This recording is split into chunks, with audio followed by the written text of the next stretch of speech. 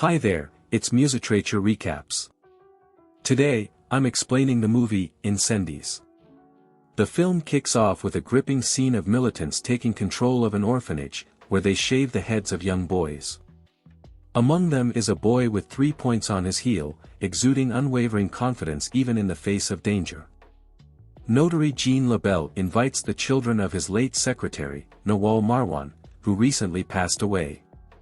He's about to read Nawal's will, which divides her assets, money, and belongings equally between her twins, Simon and Jeanne. But there's a twist. Nawal's final wishes are unusual. She wants to be buried without a headstone, clothes, or prayers, with her back to the world and her name unengraved.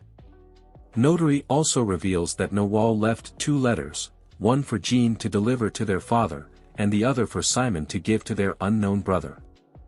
Once these tasks are fulfilled, the twins will receive a letter enabling them to memorialize their mother's name and visit her grave. Jeanne receives a second envelope from the notary, containing a church cross and a photo of her mother, along with a few other pictures. Simon isn't happy with the will and storms off, waiting for his sister outside. He urges Jeanne to ignore their mother's unconventional wishes and give her a more traditional burial. However, Jeanne carries a burden of guilt, as her mother fell ill when she was around. Determined to make amends, she decides to explore her mother's history in the country torn apart by civil war that Nawal left. Seeking guidance from her math teacher and supervisor, Jeanne decides to approach her family's past scientifically, using what's already known as a foundation. With this in mind, she heads to Lebanon to uncover the truth about her supposedly deceased father and her long-lost brother, whose existence has only recently come to light.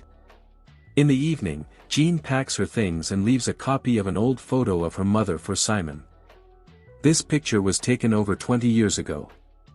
Before departing Canada, Jeanne stops by a pool. It's the same spot where her mother fell ill a few months earlier. Nawal was once a lively and joyful woman, but something changed. She stopped talking and engaging with the world, eventually passing away in the hospital after her condition worsened. Flashback to almost 4 decades ago, Nawal was a carefree girl in love with a guy named Wahab. However, their happiness was short-lived. Nawal's elder brothers intervened when they discovered her relationship with Wahab, a refugee's son. Believing that Nawal's actions brought shame upon the family, they tragically took Wahab's life. Heartbroken, Nawal revealed she was pregnant and endured the moralizing of her grandmother. Despite the difficult circumstances, she gave birth to a baby boy, marking his heel with 3 black dots. The family, concerned about societal repercussions, gave the child to an elderly woman for placement in an orphanage. Later, Nawal's grandmother urged her to leave the city for Daresh, sensing impending danger. Fast forward to Jeanne's arrival in Lebanon, where she seeks help from a colleague of her math teacher and reconnects with old acquaintances. However, their efforts yield no results, and she's directed to the information office. Yet, even there, she hits a dead end and is pointed to one of the university's oldest teachers. This teacher recognizes Nawal in a photo from the university newspaper and identifies inscriptions behind her as belonging to Kfar Riot, a prison in the southern part of the country. As we step back in time, we see how Nawal's determination led her to enter the university, honoring a promise she made to her grandmother for a better education. Working for the student newspaper, Jeanne had no clue how swiftly and drastically her life would take a turn. Suddenly, the city streets were swarmed with military vehicles. Nationalists had seized control of the campus, launching a barrage of gunfire, targeting anyone associated with the university. Thankfully, Nawal was safe at home with her father and relatives, spared from harm's way. Recognizing her education was compromised, Nawal makes a life-altering decision: she's going to escape and search for the child taken from her at birth. Packing her belongings and deceiving her father, she slips away at dawn and heads south, near the 2 nearby orphanages, certain she'll find her child. Arriving at a military checkpoint, Nawal undergoes scrutiny. Amid the chaos, she spots a flood of people attempting to breach the fence, though she moves in the opposite direction, despite everyone fleeing due to the ongoing conflict. After a few hours, Nawal reaches the first shelter, noticing it's exclusively populated by girls. The caretaker informs her that the boys were relocated to Clark 3 years prior, advising Nawal to go there. She continues her journey, arriving in a war-torn city where fierce battles have left buildings in ruins. A local resident discloses that the destroyed structure nearby was once the orphanage. Inside the remains, Nawal realizes her son didn't survive, her grief pouring out in tears. A wise old man offers a glimmer of hope, suggesting the nearby camp as a potential haven for children. Determined not to succumb to despair, Nawal hits the road to flag down a bus en route to the camp. To avoid drawing attention, she discreetly removes her cross, a symbol of her faith. On her way to the camp, exhaustion claims her, and she awakens at the sound of male voices. Peering out the window, she witnesses armed men intercepting the bus and confronting the driver. At a critical juncture, militants claim a man's life and unleash a barrage of gunfire on a bus, sending its occupants to the other side. Nawal and another woman, along with a child, manage to survive. Witnessing the militants dousing the bus in gasoline, Nawal takes out a cross, revealing her Christian faith, and implores for mercy.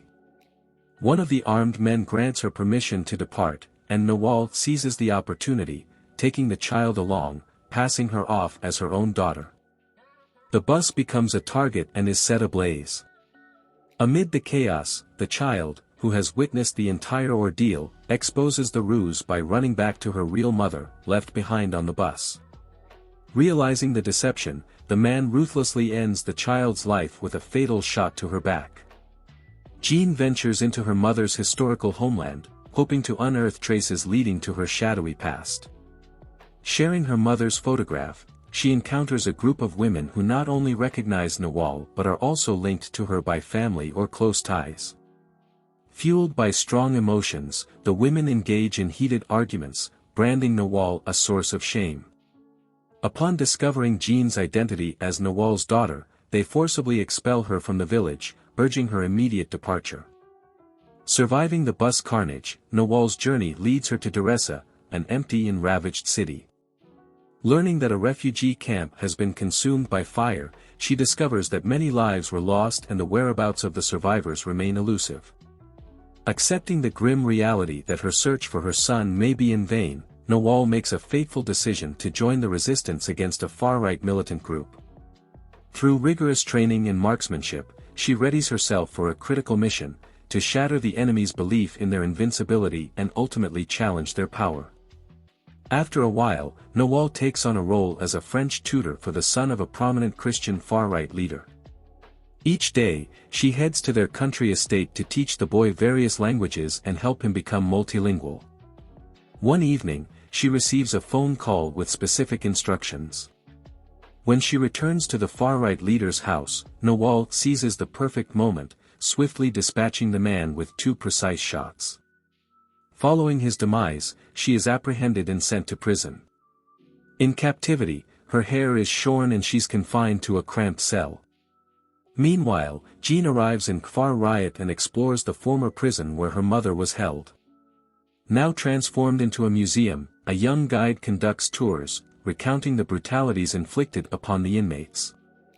Unaware of Jeanne's connection, he suggests seeking out more experienced museum staff. Eventually, Jeanne encounters Fahim, a veteran prison warden of 13 years. Upon glimpsing Nawal's photograph, Fahim immediately recognizes her as the singing woman. Nawal's unwavering defiance and resilience earned her immense respect. Despite relentless efforts by the ultra-right group to break her, Nawal continued to sing and defy her oppressors, never bowing down. Fahim exhausted various methods, even sending the ruthless Abu Tariq to forcibly exploit her daily until she became pregnant. However, Fahim remains unaware of the fate of Nawal's child and advises Jeanne to locate the nurse who assisted in the delivery. After learning the harrowing truth, Jeanne contacts her brother Simon to reveal that their brother's origins are rooted in the despicable acts of a man who brutally tormented their deceased mother. Simultaneously, Simon seeks legal assistance, enlisting a lawyer to accompany him to Lebanon in a bid to find Jeanne and bring her back to Canada. While the notary is willing to aid the siblings, he maintains that the work Nawal initiated must be completed. Reflecting on his past involvement, the notary recalls visiting Nawal shortly before her passing and personally composing letters intended to reach their rightful recipients. Around 2 decades ago, Nawal endured brutal torture while imprisoned in Kfar riot. Amidst the torment and witnessing the mocking of fellow women, she found solace in singing, refusing to let it break her spirit. Soon, she faced the dreaded Abu Tariq, a heartless tormentor who assaulted her. It wasn't long before Nawal discovered her pregnancy. Desperate to terminate it, Nawal tried various methods, even resorting to pressing her fists against her belly, but the pregnancy persisted. 9 months later, she gave birth to twins, Jeanne and Simon. Although it was intended for a nurse and a guard to dispose of them by drowning, they couldn't carry out such a cruel act and left the babies to fend for themselves. In the present, the notary and Simon arrive in Lebanon and connect with local notary Nihad, who assists them in settling down. While he can't locate their father and brother, Nihad easily finds Jeanne, enabling the twins to reunite. Despite Simon's desire to return to Canada, Jeanne is determined to see their mission through. The twins discover that the nurse who aided in their mother's prison birth is now in a hospital, prompting them to visit. The nurse discloses that Nawal indeed gave birth to twins and entrusted them to her care. Once the singing woman was released, the nurse returned the children but remained unaware of their subsequent fate. Learning this shocking truth, the twins grapple with the realization that they were conceived against their mother's will and are the offspring of a heartless criminal who exploited a defenseless woman. Fast forward to their teenage years, Nawal's son, Nihad, shows no mercy, hunting down and eliminating children one by one. In the present day, Jeanne and Simon unearth the identity of their older brother, Nihad, with scant information about him and their father. Yet, there are individuals who can provide answers. To uncover the truth, Simon ventures to the city where Nihad once lived, seeking people who can shed light on his brother. Initially skeptical, Simon's persistence pays off when he receives an invitation to a tea party, offering hope that his quest might yield results. Later that same day, 2 bodyguards pay a visit to Simon's hotel room, inviting him to a confidential meeting. The person seeking him out is Shamseddin, an ex-militant who played a crucial role in Nihad's life.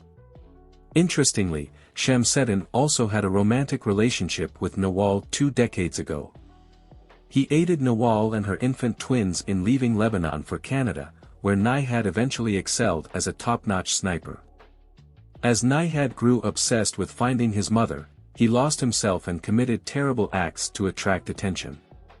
Unable to locate Nawal, he spiraled into darkness and landed in prison, not as an inmate, but as an executioner. Shockingly, Nihad also turned out to be the sinister Abu Tariq, the same man who tormented Nawal in her past. When Simon returns to the hotel, he shares this grim revelation with Jeanne, leaving them both stunned by the realization that they are the offspring of their own brother. Reflecting on the past, Jeanne finally comprehends her mother's unusual behavior and speechlessness. While swimming, Nawal notices 3 black dots on Nihad's leg and recognizes him as her son and the father of her children, confirming his survival and residency in Canada. Before her passing, Nawal left crucial messages for Jeanne and Simon to deliver. Back in Canada, they track down Nihad and hand him 2 letters. As he reads them, Nihad grasps the truth: the prisoner number 72, whom he forcibly took, was his own mother. Overwhelmed, he rushes outside to speak to the twins, but they have already departed. Jeanne and Simon return to the notary's office, where they read Nawal's 3rd letter, which grants permission for her tombstone to be erected. A bit later, Nihad comes to the notary, filled with remorse for his actions, bringing our movie to its conclusion. Thank you for watching.